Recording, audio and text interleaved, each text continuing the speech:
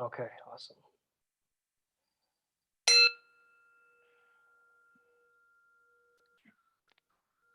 Welcome back to another episode of Enter the Flow Zone podcast. I'm your host, Sumit Chatterjee. Oh, What's happening? We have a great guest expert with you guys, and I just got off of a flow state program. Right now is just doing an online program. It's called Insanely Gifted. The author of the book Insanely Gifted is Jamie Katso, and he does a lot of interesting things. He has the documentary that he made with Ram Dass. So he had that documentary Becoming Nobody, and a lot of the stuff that he talked about was all about improvisation, stuff I was familiar with, and it was just fascinating, man.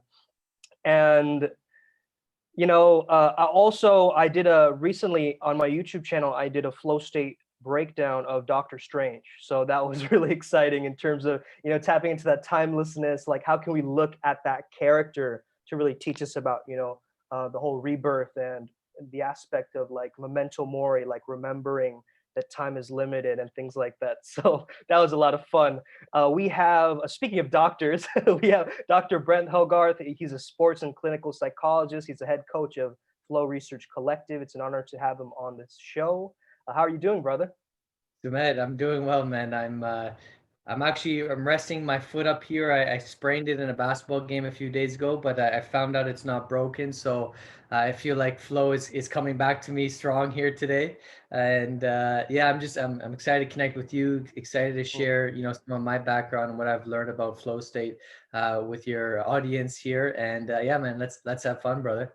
Speaking of Uh, Ram Dass, a lot of I've been looking into a lot of his quotes and some of his writings recently, and he speaks certainly from a deeper state of flow that isn't the scientific use of the word that we often refer to in flow science, right? When we're talking about flow, it's this absolutely absorbed, engaged, optimal productivity, efficient state, which is very much so dependent on a lot of external conditions. But when you talk to people like Ram Dass or spiritually oriented individuals, there's this deeper sense of flow, we might call it Tao, and that individuals are able to connect to, where they're creating order even in the chaos itself. And that's a deeper, unique part of my role at FRC, is how to help individuals create conditions so that they can get optimally engaged in tasks and create order in them, but also how to step into a deeper sense of flow when the chaos is unavoidable, and to find that ease and order. So I love that you brought up Ram Dass, man. Yeah. Man, that's wonderful. It reminds me of how we have these two parts, the hemispheres, right? The left brain and the right brain, and it's basically trying to make order out of chaos, right? That's what it's trying to do.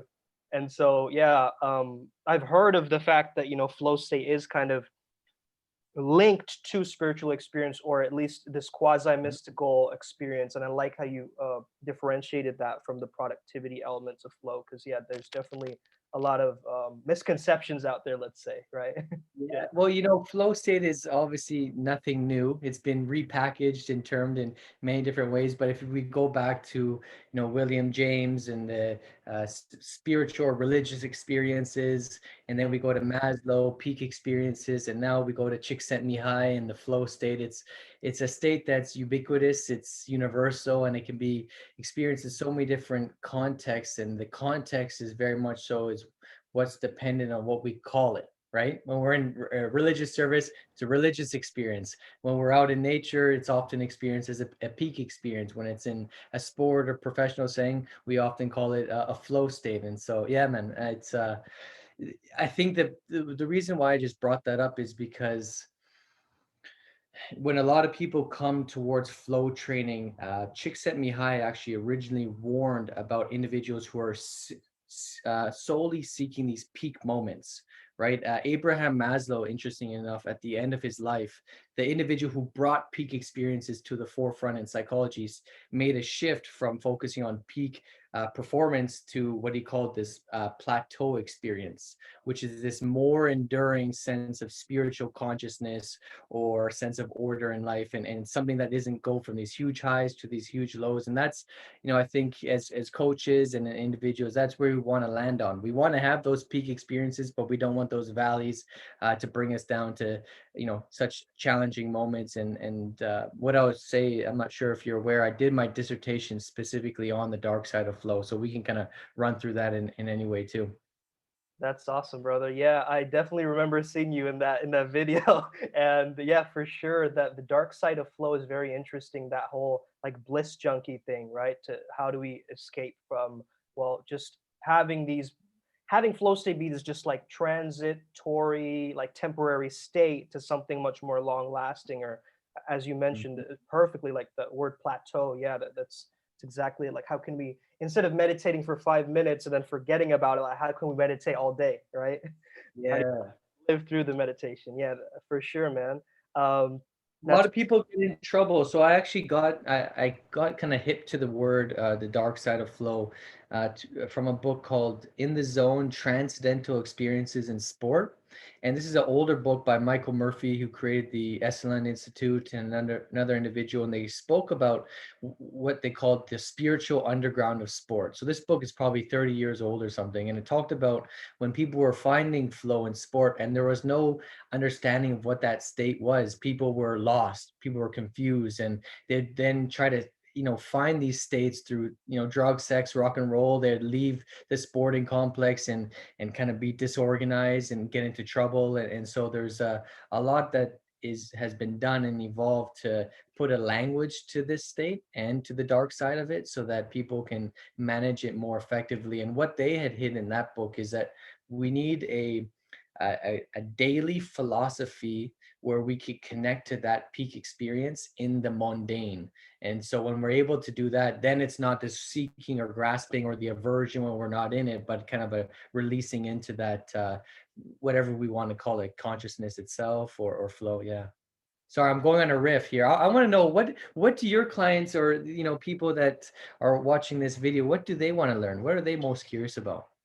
well, I was thinking about giving them a brief explanation of what you do and the Flow Research Collective. Could you give them maybe a bit of a background for just the new listeners? Yeah. Let's start with that. So, as you mentioned, I trained as a sport and clinical psychologist. So I have my undergraduate degree was in kinesiology, my master's degree was in sports psych, and my doctorate is in clinical psychology. And actually, after my undergraduate, I went to India, spent some time in a couple Buddhist monasteries. I did a yoga teacher training course. It was at that point in my life that I kind of made some big shifts. I grew up as a kind of national athlete, gymnast, and kind of an all-around hellraiser. I was in and out of court. I was sent to military school.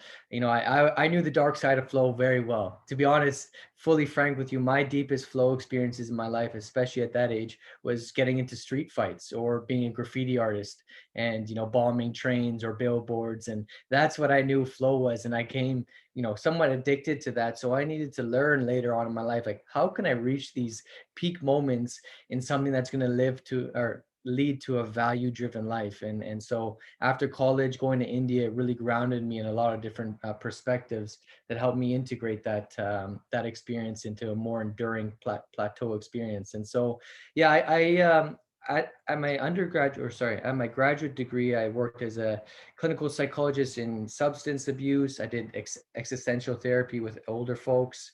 I worked in a couple universities. I worked at University of Texas, El Paso with the student athletes there and in their counseling center. And then a couple years ago, I worked at Lehigh University, just outside New York and Philadelphia with the student athletes there.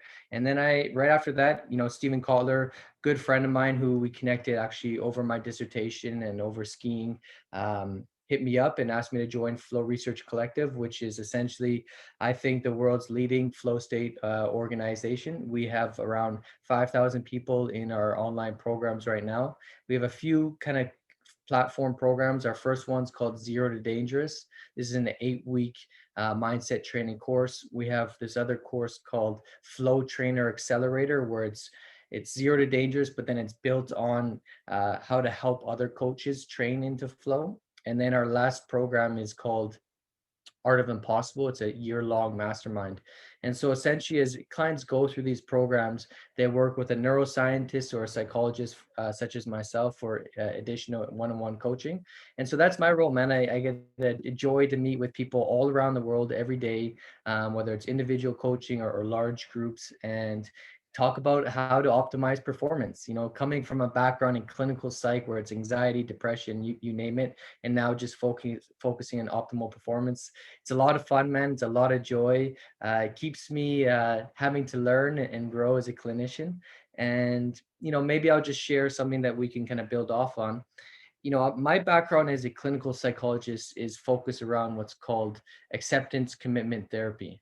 So what's known as ACT. ACT is all around how to develop what's called psychological flexibility, which is essentially the ability to allow our emotions or internal experience to unfold, but still move towards what is our values. So value driven behavior.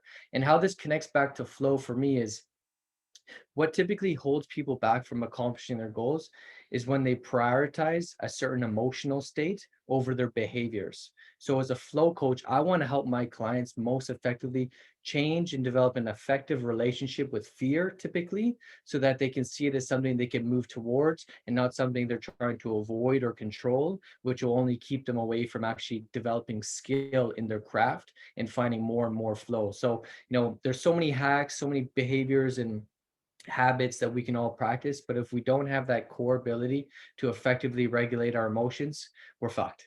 So that's something we can build off on, and I can talk more of ACT or what have you. Awesome, brother. Like that's absolutely a synchronicity. I was just looking up this Carl Jung quote where the fear is where your next task is, right? Like I was so fascinated by that because with a theater background, there was always this element of the audience is watching me. Like, what if I get embarrassed? Especially improv, right? There's like this feeling of like stage fright, and that's actually what got me into the zone later on in my life. I started to notice that feeling, and that's what directly led me to this flow state journey. And so like could you speak a Yeah. little could you speak about the idea of risk being a flow trigger and how people can lean into their fear and not just be so terrified of this fight or flight feeling, but actually use that anxiety for them? Or um, Yeah. I believe that Yerkes Dodson has that stress and that response of like arousal and stress, right? So there's a certain level where it keeps your performance high and then it drops. So Yeah. how can people get into this state, and how would somebody be able to use risk to be able to keep them in the zone? Yeah, great question, Sumit. So when we talk about flow triggers, what we're really all talking about is things that drive our attention into the present moment and that reduce the amount of thinking we're doing. Because what happens in flow, right, is we shift from what's called kind of conscious or explicit information processing, a lot in the frontal cortex, to what more called implicit or unconscious processing, which is more in deeper brain structures. And that's really, that my favorite quote is that Plato quote where the first and greatest victory is to conquer oneself. And that's what's happening in flow. We're conquering oneself by becoming so absorbed and engaged in a task that literally the part of the brain that whether we call it the default mode network or not, which houses the sense of self, gets essentially disintegrated or deactivated. And so to come back to risk or fear, what we know is that it gives us motivation, or sorry, it helps us pay attention for free. We can leverage it when we're fearful. We really fucking care. We have to look out for ourselves. We've been evolutionary evolved to be in flow in moments of fear, if again we can see it as an opportunity to move towards something. And so what I would often say around fear is there's a lot of different ways to play with fear that's not just physical.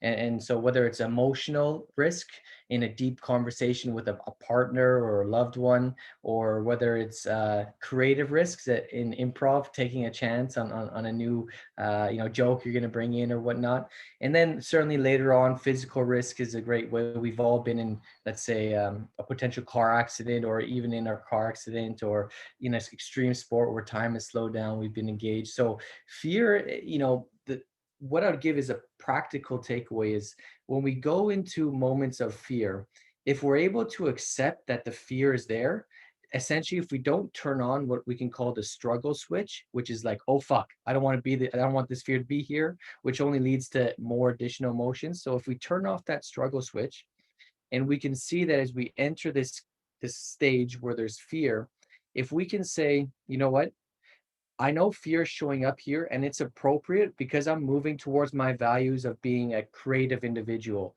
I'm moving towards my values of making an impact on other people. Whatever our values are, they give us an increased willingness to say, I'm going to burden this fear. And not only am I willing to burden it, but it's fucking appropriate that I'm fearful now. If I'm not fearful, I don't give a fuck about what I'm doing. So leveraging values as a way to cognitive reframe those emotions, and just as one last thing we can continue to build on is, we know that our emotions, the impact that they have on our behavior is 100% dependent on our interpretation of what they mean, right? So the same thing, fear for me can mean something completely different for you, and the outcome of that fear or that arousal, is, it's a good gateway into understanding what our interpretation is.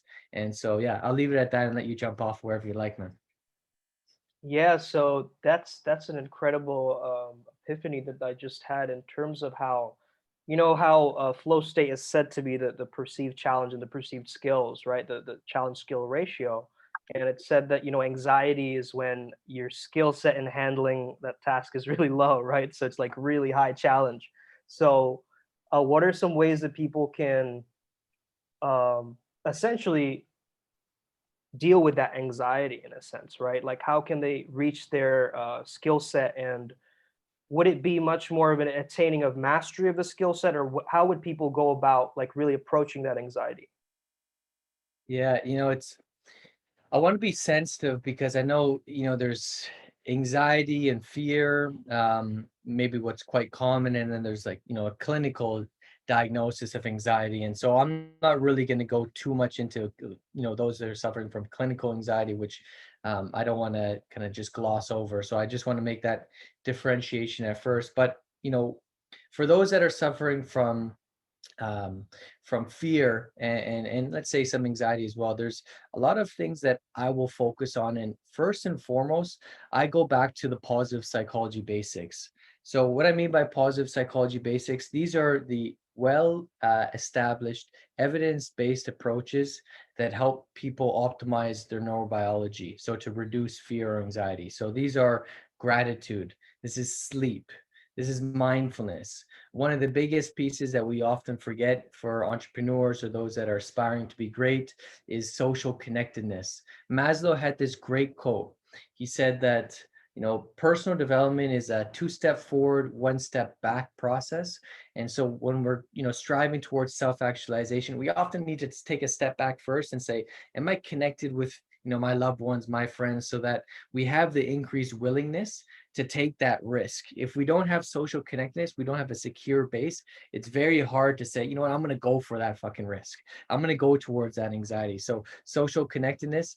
And then two others that I would just kind of really emphasize, because I'm working a lot on it right now, and with a lot of clients, is the development of optimism and hope. We know that these are trainable skills, and as an entrepreneur, creative artist, athlete, actor, if we're not optimistic, meaning we believe that good things are happening, and we're not hopeful, meaning that we have a capacity to be a master of our own life, it's very hard to take risks and to move towards those states that bring us anxiety. So I typically, again, will start on these positive psychology basics. And then the two places I like to jump to next is really focusing on internal locus of control and a growth mindset. So what I mean by internal locus of control is that I have a sense of self-determination in how my life is going to unfold. If I don't have that, or if we don't have that in life, we feel like those challenges you're mentioning are happening to us, not for us, as an opportunity to grow. And so locus of control is a big piece for me. And then I know you are aware, and most people are, that a growth mindset is simply, if I don't have this skill yet, I'm going to develop it, and so that having that capacity or that beginner's mind is, that's some of the places that I start. And I'll just say one thing, we can I can go through a lot of different kind of mindset hacks that I share moving forward. But if I don't start with the body with my clients, and what I mean by the body is if I don't help my clients be able to regulate their emotions when they're in a high stressful situation, all the mental skills we might focus on, let's say positive self-talk, goal setting, whatever, they won't be able to access them because they'll be so caught up in their emotional arousal that their perception just gets so narrowed. So I often will focus on breath work as a way for them to just change their relationship to arousal and to stay in that uncomfortable zone. So I know I'm saying a lot, take that wherever you like, man. No, that's amazing. Yeah, you brought up a lot of very crucial and interesting points, and I think that for a lot of people who are fearing that sense of the recovery phase, I wanted to speak to you about this because what you just reminded me before we started recording is that you went through an injury recently, right? And so, what can people do in that recovery? There we go, right? So, Still am. Still am.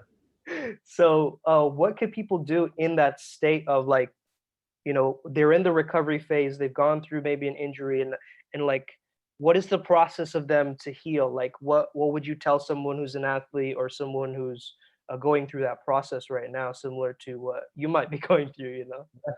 Yeah, it's to look to see what are the perceived benefits of this injury, right? So when I work with a lot of athletes, especially when their identity is completely tied to their performance, they can be crushed when an injury occurs. So what we'll often focus on is like, who else are you besides just this athlete? And even within the athletic realm is what are the other perceived benefits you can get from this injury? Maybe it's you're going to develop a closer relationship to your teammates, your coaches. Maybe you're gonna, through this process, develop greater IQ on the sport. Maybe you're gonna develop greater biomechanics. So if there's a way to essentially recreate goals that they can move towards, and they have a sense of self-determination in moving that direction, then they're able to find flow again and move out of that struggle stage or stay in that recovery stage. Because what we know, right, is flow is an action-oriented state. We need a clear goal to move towards to find flow. So that's the focus. It's, how to be present, accepting of the drama that shows up when an injury occurs, and such as my own foot. I definitely went through, some grief around this. But then it's okay, as quick as possible, how can we go to what can I grow now? How can I grow now? How can I develop, and to just get re-engaged in that process? And what we know is that we find the greatest moments of our life is when we overcome something that is challenging, something that stretches us. So if we're able to take that into an injury, take that into a tragedy of life, we can actually kind of leave that tragic moment and find what we might call post-traumatic growth or development as a result. And we can look back on these moments and say, you know what, fuck, for all that challenge brought up to me, it was one of the most meaningful moments in my life because I showed up. And so that's something I might kind of throw out there first. Awesome, Yeah. that's super helpful.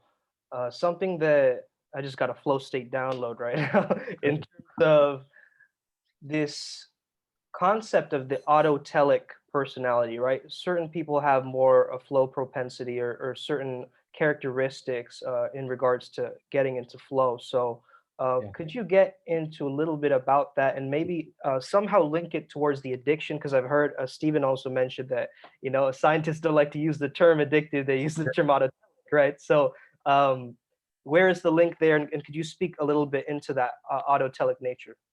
Yeah. So autotelic is a two Greek words brought together. Autotelic meaning essentially self goal. So when people are intrinsically motivated, doing things for the sake of doing them, they tend to be autotelic.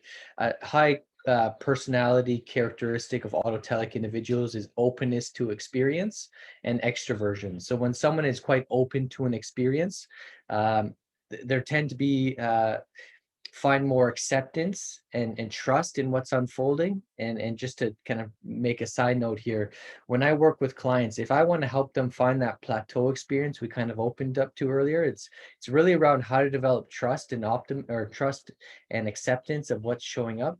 because then that leads to a sense of order, right? And if flow is really just a sense of order and consciousness, if we can trust and accept what's showing up, then we have that experience of one right decision leading to the next. And so, yeah, I went on a little bit of tangent there, but to come back to your specific question around autotelic, um, so high openness to experience, extroversion, and ultimately we talk a lot about what we call this internal motivation stack, which is around how to stack curiosity, passion, and purpose on top of each other, so that we have this essentially an ability to get immediate feedback as we move throughout our life, that we're moving towards things that we really care about, right? It's one thing to kind of have an intuitive knowing that I care about, let's say, uh, saving the planet. But if I am conscious and I've written that out and know exactly what are the ways that I'm curious about how to save the planet, when I do that,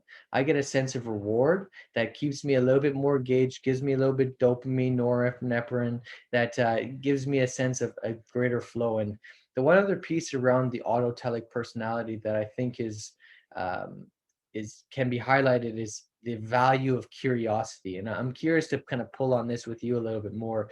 When we, even if we're, I'll give an example. I've worked in addiction for many years, and a lot of times when I've worked with addicts, I don't necessarily have to say, listen, stop smoking, stop doing your drug. I want you to just be curious about what's occurring when you want to. Just be really, really curious about what's occurring during that prior, when you're smoking that cigarette, after. If you can just be curious, we get a sense of feedback that we typically won't receive if we're just trying to judge ourselves and control our behaviors. And we get a reward for being curious that keeps us a little bit more engaged too. So I went on a few different tangents there.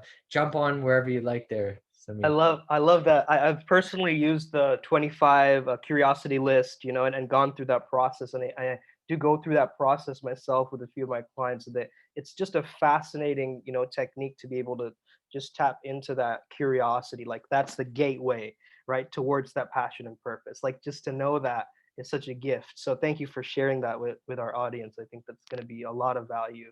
And I had a question around you. So you mentioned flow state philosophy, right? And how we can maintain that. What would be the first kind of initial steps for somebody to create that philosophy for themselves? Because I know that, I mean, personally, I've read, a bit of Stoicism and Taoism, and I've connected them as like the yin yang, kind of the two poles, meeting. But I'm sure for everybody that it's a different process. They can pull from lots of different things, and they can maybe get their head kind of processing random information. However, what would be the first step for somebody to truly create their own flow state philosophy? Hmm. Good question. It's let's define what we mean by flow state philosophy. What I'm pointing at is the recognition that flow is elusive and transitory and one of the most difficult states to enter. And so, how to place this state into a workable philosophy so that we can move throughout the moments of our life that are mundane, that are boring, that are scary, anxiety, and not go crazy and struggle with it because we're not in flow. And so, what I'll typically do is recognize that flow state is under the umbrella for me of self-regulation or self-control. That's what I'm seeking. I'm seeking to have discipline in my life or self-regulation, and flow state is an element of that. But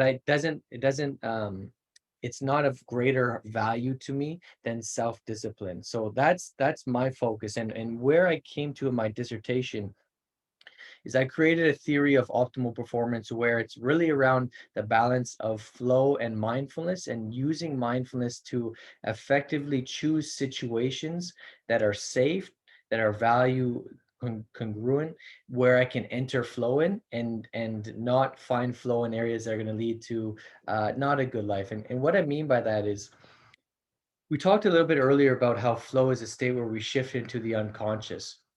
And so there's a big trade-off that happens when we shift into the unconscious.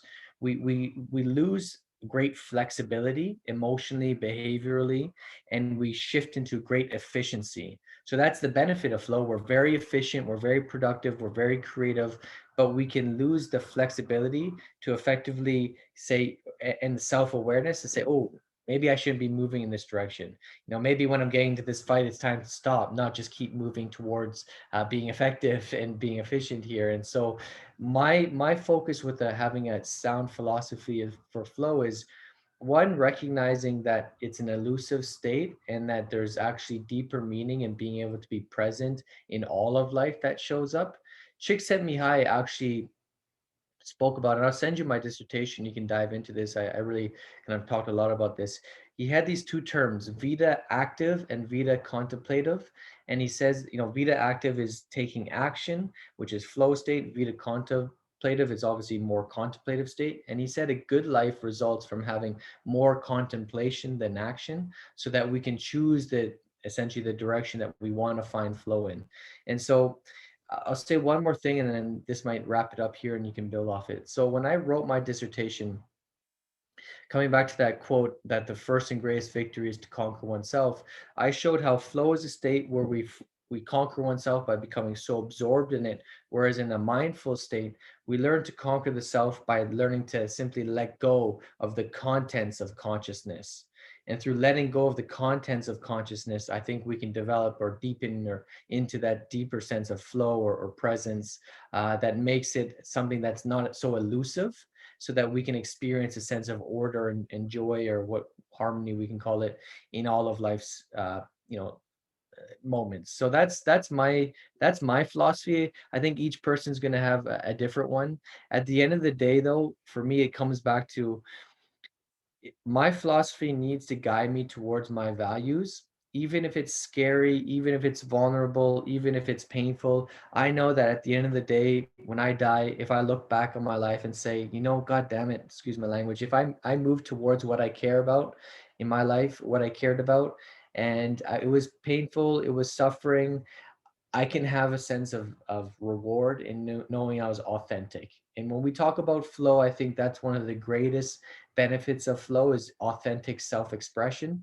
And so that's what I prioritize as my highest flow activity is being true. So yeah.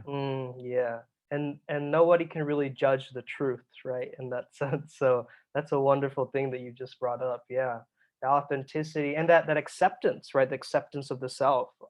And I think that's really powerful what you mentioned in terms of the Vita, I believe contemplative. What was the other one?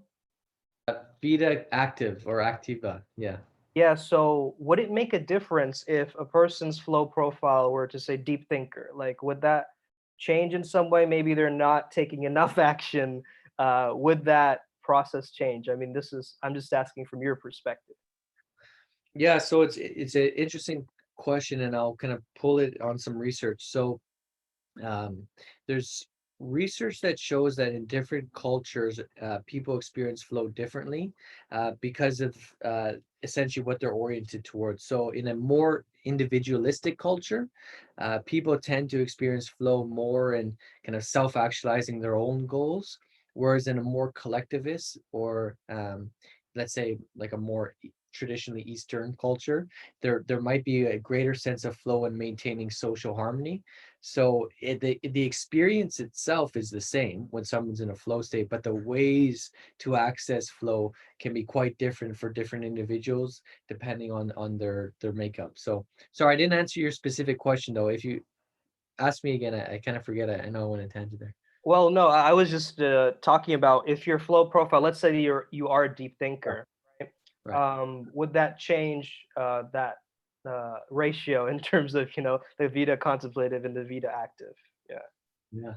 Yeah, it's great question. I don't have any evidence to lean on, but my hunch would be that, if you're a deep thinker, you have a high skill level of contemplation, right? And so there's going to be an increased capacity to move towards bigger intellectual risks, bigger intellectual goals, and therefore find flow. And yeah, it's interesting because and I wouldn't necessarily think that the Vita active is incongruent with deep thinking. I think you can have an action oriented state when you're moving towards, you know, solving problems or being creative. And so I think the Vita contemplative was more a state around just having moments of self-reflection.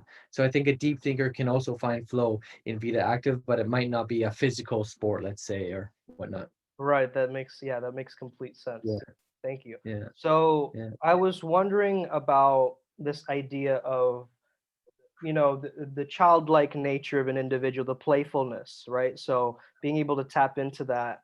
And a lot of people talk about inner child, unless it's a big buzzword nowadays, right? So would you say that the inner child, or the childhood in some ways, because it is such a suggestible, time, that children are accessing this kind of deep hypnosis theta, alpha theta bridge, Mm. state, like, do you think that there is a value in people doing certain inner child work, or anything along these lines? It's a really, really fantastic question. It's actually something that I have two older brothers. I got my ass kicked a lot as a kid, so I didn't really have much of like a playful childhood, and it's interesting you're asking me this question. Um, what I would come to, and something I'm learning a lot around, is a great book. I encourage you to check it out. It's called Alive at Work by Daniel Cable. The subtext is the neuroscience of helping your people love what they do. It's a very, not much neuroscience, but essentially it speaks about turning on this neural network called the seeking system. So you've probably learned in Art of Impossible, there's these, there's a number of neural network systems, and two that are really associated with flow is the seeking system and the play system. So essentially the seeking systems when we're hunter gatherers, when we're adventuring, it all drops us into being very present and engaged. And same with playing. When we're playing, we're experimenting, we're curious, we suspend typical defenses that we take into non-play activities. And so it can all reduce the sense of self, or this kind of frontal cortex hyperactivation. So I think, yeah, man, I'm amazed by people who are playful. And like I said, I'm trying to get there a little bit more myself, because it's not something that I was really raised to be able to experience a lot. And so I think that play is the highest form of human behavior, and to stay in that state as much as possible is something that I think we could all strive to, and to kind of tag it, or kind of connect it back to flow a little bit more, is when we go through a high flow activity, we do it for the sake of just doing it. We love flow because it feels effortless. And that's what play is. There's, we play because we want to play, and we don't play because someone else told us to. It's just what we inherently want to do. And so, even looking back in some of the research on play, we can also look at that as really talking about flow. And so maybe even your question earlier around having a sound philosophy for flow could be pulled on some of the philosophy of play as well. Wow, that's amazing. That's wonderful. I was wondering about, that idea of that, and perhaps gamification, or like optimizing. I know that there's the different strength finder, right? Positive psychology has all like these Yeah. finders for strength. I know Clifton strength, VIA strength, right? So I think that, yeah, for people who are looking towards really optimizing that genius play state, I think perhaps maybe that gamification, or especially for us men, we love like the video games and sports and things like that, right? So being able to like use our left brain in order for us to access the right, in a sense, would definitely be awesome. Yeah, thank you. Yeah, absolutely. And so to build off that, just, especially for people who are, in careers, there's a few different ways that we can increase play within our organization. So one is trying to be a self leader. So learning how to continue to optimize our own motivational state, our own strategies is one way to stay kind of curious and engaged. Another is job crafting. So like really taking an active role in facilitating what kind of roles do we want our job to take. And that can be a playful experiment, how to talk to bosses or others, as saying, ideally these are the challenges I want to seek, and these are the resources I want to gain, and really trying to take an active job in crafting what one's career is can really increase a sense of meaning. And then yeah, you know, this piece around play, um, I think that Csikszentmihalyi actually argued that people are most human, free, and creative when they play. Um, there's a capacity to kind of have what's called playful work design. So where you are, you know, whether it's trying to put time limits on certain tasks, creating competition with others, trying to you know bring amusement or humor or entertainment into their tasks. So how to prime something to be funny, to see the positive out of it.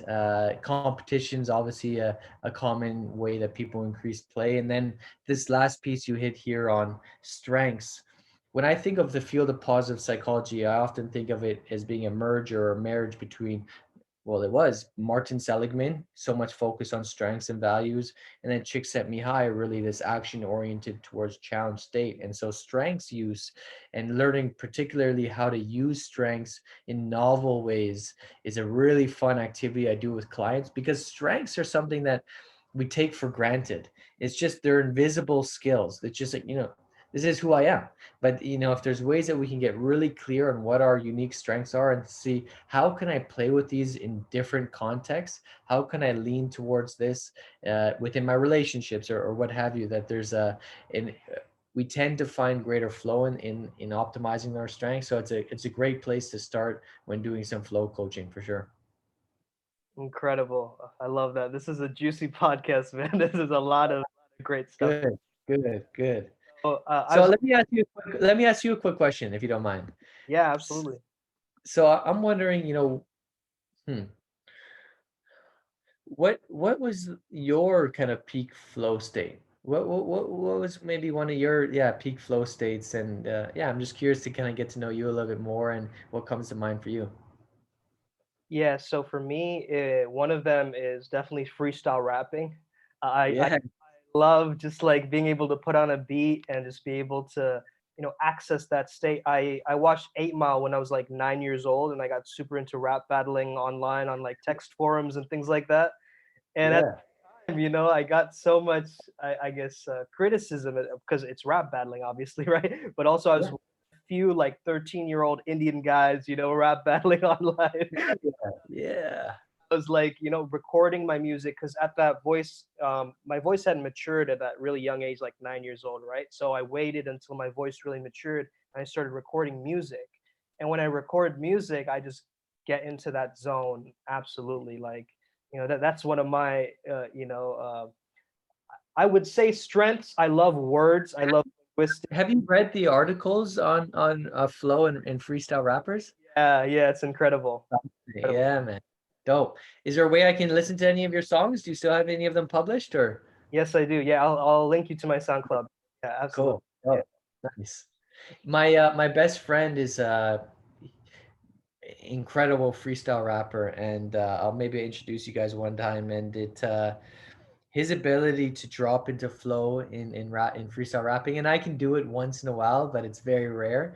Uh, it lights up a whole room, and that's the beautiful thing with flow, is that when we see others in it, you know, whether we talk about mirror neurons, or if we just talk about uh, what's called, oh shoot, what's it called here, entrainment. So other people's physiological state can be reflected. It's contagious, right? And so when you're in a freestyle battle and someone else is in flow, like this is it connects us in a deep way that we're often even unconscious of. So cool. Okay, so freestyle rapping, nice. Yeah, man, and just exploring the different types of things that get me into the zone. I know breath work you mentioned. I do a lot of breath work, Yeah, ecstatic dance or just like freestyle dancing. Um, yeah, I kind of had a phase through college where I was experimenting with, a bunch of stuff too. yeah, But that's again, you know, that's a kind of cheat code way to access flow, I would say, yeah.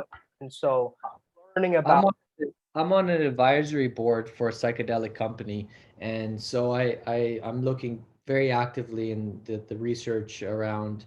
I'm not sure if you've looked at all. I could send you some great articles on like entropic brain theory, Hmm. or by Robin Card Harris, or yeah, it's the rebus method or model. It's fascinating to look at how psychedelics can essentially uh, down regulate the default mode network, shift us from what's called like a secondary consciousness in the ego to a primary consciousness. And yeah, how that can help facilitate flow is it is a cheat code. I can see that it's a technology that we're using that's outside of ourselves.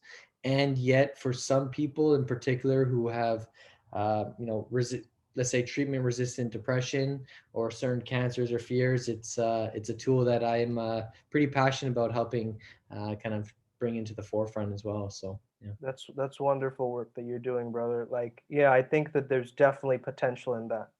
Yeah. And I think that for a lot of people, they kind of close themselves off to it, right? But we've had kaikion, in the Greek times, all this kind of stuff, it's just, it's so important that we understand it better, and I think that's why you doing research on it is so important for us at this time, because it's like that's the thing that people really haven't really tapped into yet, or even the application of it, right? So yeah, thank you for that work that you're doing, brother. Yeah, appreciate it. Yeah, check out Levity Labs if you're interested. A lot of content will be coming out of, from us from there, and yeah, man, cool.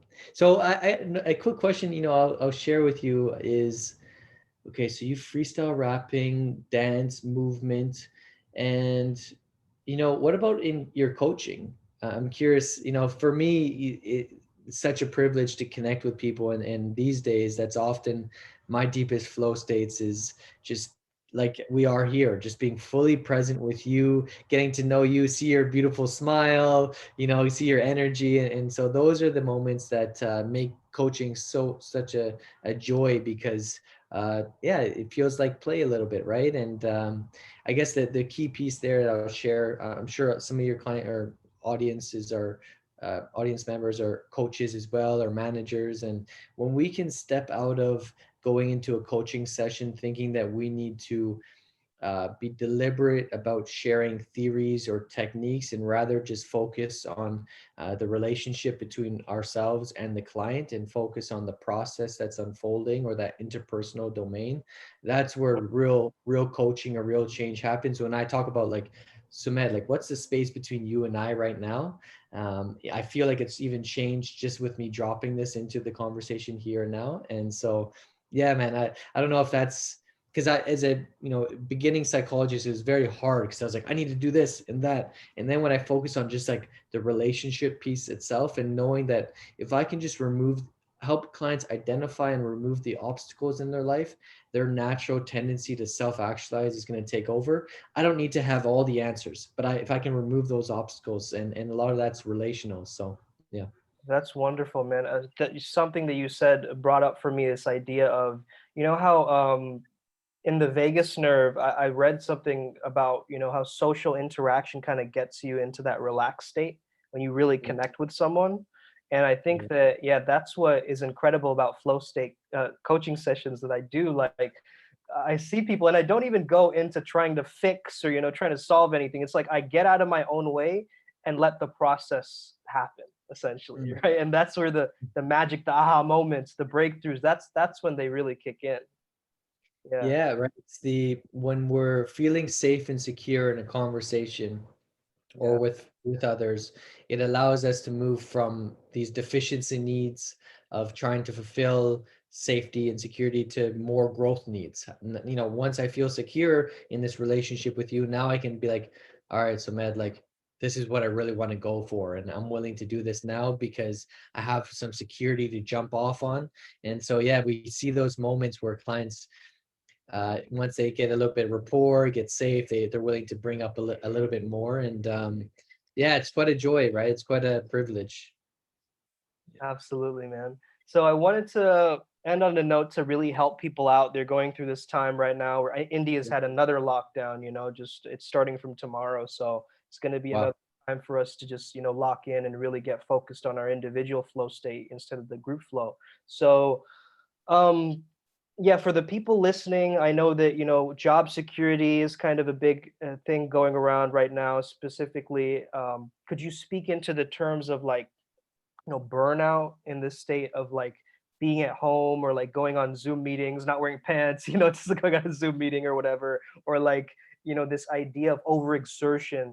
Because when I was doing a bit of qigong training and things like that, I know they talked about the 70% rule on, in terms of like not giving it 100% when you're doing a task. It's like give it 70 and then keep back 30% for your own internal glow. And so that brought up this idea of like, how can we maintain that when we're really wrapped up in work, or you know in Japan they have karoshi, like death from overwork and things like this, right? So how can people start to, I guess, fall in love with the process of working from home and like, dealing with the lockdown? What's your perspective on that? Big question, man.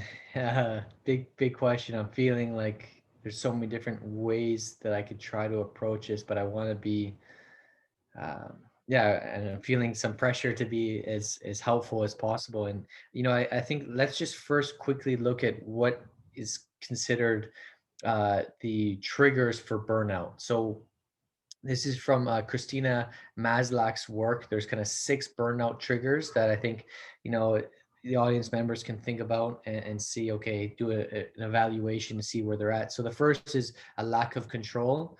So your sense of control over what you do is undermined or limited, and you don't have a lot of say in what's going on. So it's important to do a quick evaluation there is, do I have this internal or locus of control, or is it external, and how can I work with that? The next kind of factor in this burnout scale is values conflict. So is the values that I have as an individual in conflict with my organization or workplace's values? And so do an evaluation there. Is there sufficient rewards? So typically when we're feeling taken for granted, not recognized, or compensated, that can trigger flow, or sorry, not flow, burnout as well. The 3 other triggers are overwork, unfairness. So where people are just, they have a culture of favoritism, where promotions are arbitrary, where there's kind of things are not discussed transparently, but behind closed doors. And then the last burnout trigger is this kind of breakdown in community, and that might be something that you're particularly hitting on here with people working from home, being on a lockdown. That there's this breakdown in community, and I have found, sorry, that during COVID, the best organizations are those that have doubled down on how to maintain a sense of community throughout this process. And so what I mean by kind of maintaining a sense of community, maybe I can pull on some of the group flow triggers, is how do you help your team or your organizations feel like they're in a shared goal here? How do we really reestablish the sense of a shared goal? How do we really establish a sense that there's equal participation? Like, how do we know that everyone has equal skin in the game here? And then a few other pieces is um, uh, breakdown is increased familiarity. So a lot of the times when we're separate from each other now, we're not learning as much as we do when we, bump into a colleague at the water fountain or at the cafe or whatever it may be. And so if there's more ways that we can increase continuing to develop familiarity with each other, these are just a few things to be mindful of regarding burnout. And the last piece I'll just add to try to be really poignant to your question is, when we talk about flow, we talk about it, we haven't gone really much into it as this 4-stage cycle. So the first stage is struggle, then release, flow, recovery. Struggle is when we start a task, let's say for the day, and we're getting cognitively overloaded with what we need to learn, and we're trying to kind of gather all the information. We shift into this beta brainwave state, we're agitated, there's cortisol. And so the release stage is so important to step out of that task, reduce, kind of flush the nervous system so we can get back into the task, find flow, and then build recovery on the back end to get our neurobiology reset to go through that struggle again. And so what I want to offer to your clients is to think about, or sorry, to your audience, is to think about how do they structure their working day at home through going through these flow cycles. So, typically people might go through one in the morning that's around health and fitness, and then they might have one that's, specifically around work uh, before their lunchtime, and then they'll go through another work flow cycle in the afternoon, and then the last flow cycle and really that recovery stage goes into their evening. So why I share this as kind of a very practical framework is because I want people to be prioritizing release activities and recovery. I want people to be focused on sleep and focused on finding moments where they can decompress from this constant stress and what we call VUCA, so volatility, uncertainty, complexity, these kind of VUCA times, and to actually learn how to use that to their advantage, which is only possible if we're first prioritizing our neurobiology by resting and releasing effectively. And so that's a few things that, one way to assess, are you close to on the verge of burnout? Those six factors from Christina Maslach's burnout trigger is a good place to look. And then to try to prioritize utilizing this flow cycle and really focusing on those release and recovery activities, so that when you step back into that struggle stage and that flow block stage, you're able to be as productive as you want. And maybe lastly, I just want to say that this connection piece is so what we needed.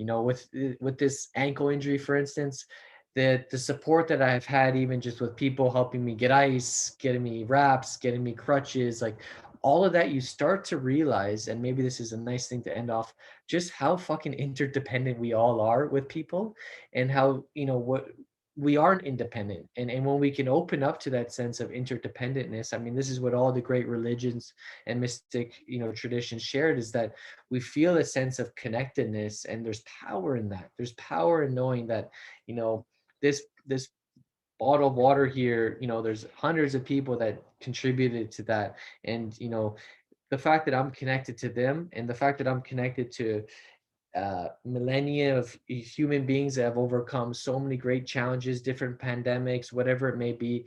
There's a lineage of power that we're all connected to, and I think that it's important for us to not get too individual in our pursuit of overcoming this pandemic, and to leverage the power of feeling connected to others. So I went on there. I hope some of that's helpful for you there.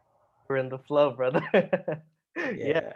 awesome. So we're gonna end on two notes. So one, I want to ask you top sleep hack. What would people do during this time? Like what is one thing that you would recommend for people who can't sleep or going through insomnia?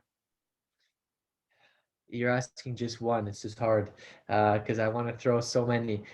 Top sleep hack, I would just say, is gratitude. Do a gratitude night at the end of the night. There's good research that supports that gratitude can facilitate good sleep, and it comes back to that sense of uh, security. So I'll say gratitude. Excellent.